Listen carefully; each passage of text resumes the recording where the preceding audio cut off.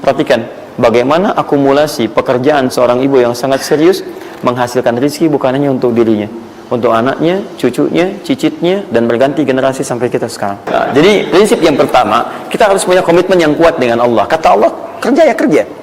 Kata Allah, usaha ya usaha, jangan diam. Di usaha itu sepanjang keluar yang disebut usaha dari dalam tubuh kita, kaki melangkah, tangan bergerak gitu kan, kemudian mulut berbicara, bersuara, atau telunjuk menunjuk aja, ada usaha, rezeki turun.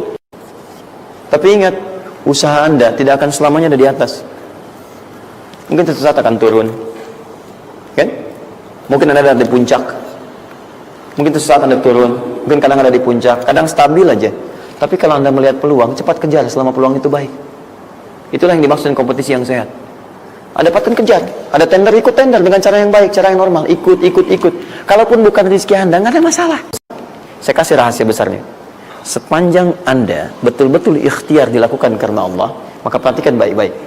Kadang-kadang Allah seakan menunda apa yang menjadi hak Anda, bukan ingin menunda dan membiarkan Anda tidak mendapatkan sesuatu, tapi ingin memberikan semua nikmat secara sempurna. Karena di atas itu ada nikmat pahala, ada nikmat doa, ada nikmat istighfar, ada nikmat usaha, dan nikmat hasil yang tiada terputus. Lihat sini. Kalau antum sehari berusaha, nggak dapat apa-apa. Memang, mohon maaf, hasilnya belum dapat diraih, belum dilihat tuh. Tapi bukankah pada saat itu doa antum akan bertambah? Bukankah malamnya salatnya nambah? Tahajud? Bukankah di situ kadang-kadang kita istighfar, ya Allah? Teman-teman, bukankah istighfar menggugurkan dosa? Bukankah berdoa menambah harapan, mengakumulasikan sesuatu? Bukankah tahajud menambah pahala lagi? Kadang-kadang yang diinginkan oleh Allah pertama kali bukan dunia dulu. Ketika Allah mencintai seorang hamba, dia akan berikan pahala akhirat dulu. Karena dunia itu sifatnya sementara. Hei fulan, kamu kemana aja? Kemarin kamu jauh dari saya, baru sekarang kamu pikir dekat dengan saya. Saya nggak pengen kasih dunia dulu, dunia itu kecil. Kalaupun di seekor sayap samuk sebelahnya, sebelah sayap nyamuk ada dunia itu, ada nilainya. Saya kasih buat kamu deh, nggak ada nilainya. Ya, karena itu saya ingin kamu akhirat sempurna dulu. Saya ampuni dulu dosa-dosa kamu yang kemarin. Begitu sudah diampuni, hari kedua istighfar lagi diampuni, saya kasih pahala yang banyak. Begitu pahala udah dapat, dosa udah diampuni, baru dunia diakumulasikan. Karena hukum dunia itu, kalau antum usaha akan terus diberikan. Jadi nggak ada yang nggak dikasih. Jadi kalau antum sehari bekerja ini, kelihatannya nggak dapat apa-apa. Bukan nggak dapat apa-apa, disimpan untuk diakumulasikan. Nanti dosa antum tuh udah hilang, amalan udah banyak, antum dapat banyak. Kadang-kadang nggak sadar kalau saat dapat banyak itu sebetulnya itu hasil usaha antum sebelumnya. Teorinya begitu. Ya, jadi nggak ada yang nggak dapat apa-apa, semua akan dinilai. Sepanjang antum bergerak dikasih, dan antum buktinya hidup juga. Sampai ke hari itu kan masih hidup, bisa makan juga di hari itu, bisa beraktivitas juga, sehat juga dan sebagainya. Belum dapat apa. Makanya kata Nabi, yang hari itu ada makanan, dia orang kaya sebetulnya. Kalau besok masih ada lagi, kaya banget. Antum sampai sebulan masih ada cadangan. Ini kenapa kita mesti berkeluh kesah? Dan belum tentu hidup juga sampai besok. Yang tuh mau ngumpulin apa? Nah, maka prinsip yang terbaik adalah ketika antum berikhtiar, ikhtiar usaha yang maksimal. Tapi jangan khawatir kalau antum kerja sehari nggak dapat, 2 hari belum ada usaha. Jangan khawatir teman-teman sekalian. Rumus yang mengatakan semua ketika badan bergerak maka rezeki dituliskan untuk keluar. Tapi kadang-kadang ada yang Allah inginkan lebih besar dari apa yang Anda harapkan. Apa yang Allah harapkan ikutkan ke situ, maka Anda akan mendapatkan akumulasi bagiannya. Itu yang dilakukan oleh Sayyidah Hajar.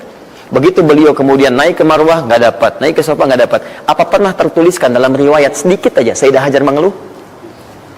Tunjukkan kepada saya kitab mana yang pernah menunjukkan riwayat ketika bolak-balik itu kemudian Sayyidah Hajar berkata, ya Allah, saya kan istri Nabi, saya kesini memenuhi perintahmu, ya Allah, ini udah capek, kenapa belum turun juga?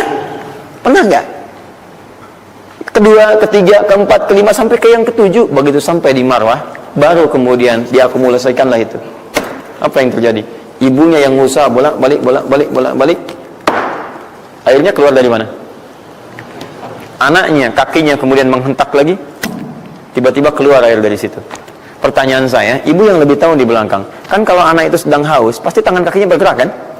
Kenapa saat pertama disimpan bergerak, airnya keluar? Sudah 7 kali bolak-balik, baru air keluar. Saya akan lihat riwayatnya. Pada hentakan itu, ketika 7 kali ibunya bolak-balik, malaikat mengepakkan sayapnya. Itu yang menghantam air dan keluar air. Malaikat yang ditugaskan adalah memberikan rezeki, namanya Mikail. Itu ada di Quran surah kedua ayat ke-98. Ya, man kana aduwwan lillahi wa malaikati wa rusuli wa jibril wa mikail. Mikail, di antara tugas Mikail oleh Allah ditugaskan untuk memberikan rezeki. Yang paling menarik, perhatikan baik-baik. Begitu airnya keluar, ibunya sedang di marwah, sedang berdoa nih. Makanya kalau sa'i di sofa ngadep ke kiblat berdoa dulu, ke marwah ngadep ke kiblat berdoa dulu. Begitu sedang berdoa nyampe ke marwah yang ketujuh, anaknya lebih kencang menangisnya. Ibunya mendengar suara nggak biasa, dikejar ke sini. Begitu kejar ada air.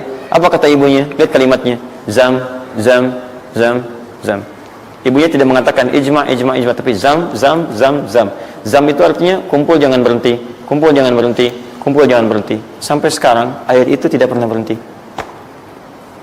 Perhatikan bagaimana akumulasi pekerjaan seorang ibu yang sangat serius menghasilkan rezeki bukan hanya untuk dirinya, untuk anaknya, cucunya, cicitnya, dan berganti generasi sampai kita sekarang. Kita aja ke zaman Nabi Muhammad, itu teman-teman sudah lewat 15 abad. Nabi Muhammad ke Nabi Ismail 29 generasi. Satu generasi bisa ribuan tahun. Nabi Muhammad ke Nabi Musa 2000 tahun, ke Nabi Isa 600 tahun. Sekarang ke Nabi Ismail 29 generasi. Muhammad bin Abdullah bin Abdul Muttalib bin Hashim bin Abdul Manaf bin Qusay bin Murrah bin Kilab bin Ka'ab bin Ghalib bin Fihir bin Malik bin Nadar bin Kinana bin Khuzaimah bin Mudrika bin Ilyas alaihissalam bin Nizar bin Mudar bin Ma'ad bin Addan bin Adi bin Adri, ya, bin Muqawwam bin Nahur bin Tari bin Ya'rub bin Yasub bin Nabit bin Ismail alaihissalam. 29 generasi. Yang bisa mengulang 29 ini saya bebaskan paspornya untuk menghafal Quran di pekan depan. Silakan. Boleh, silakan. Tapi kalau salah satu tambah satu ayat. Jelas? Terakumulasi. Maka boleh jadi kita berusaha bekerja, sehari belum dapat, 2 hari dagang belum dapat, tenang. Begitu antum 3 hari, tiba-tiba dagangan diborong habis. Itu sebetulnya usaha antum yang sebelumnya. Tapi antum dapat bonus ampunan dosa, pahala, macam-macam. Maka jangan mengeluh. Dan jangan pernah antum sekali-kali, awas ya, awas, mengeluarkan kata-kata yang seakan-akan Allah menghentikan rezeki antum. Maka disitulah kesulitan paling sulit akan antum awali. Ya Allah, apa engkau nggak sayang dengan saya? Saya perlu usaha apa lagi? Kenapa belum diberikan juga? Dan sebagainya. Itu kadang-kadang membuat seseorang kalau sudah kehilangan arah seperti itu sampai meninggalkan agamanya. Itu yang paling fatal. Paham ya?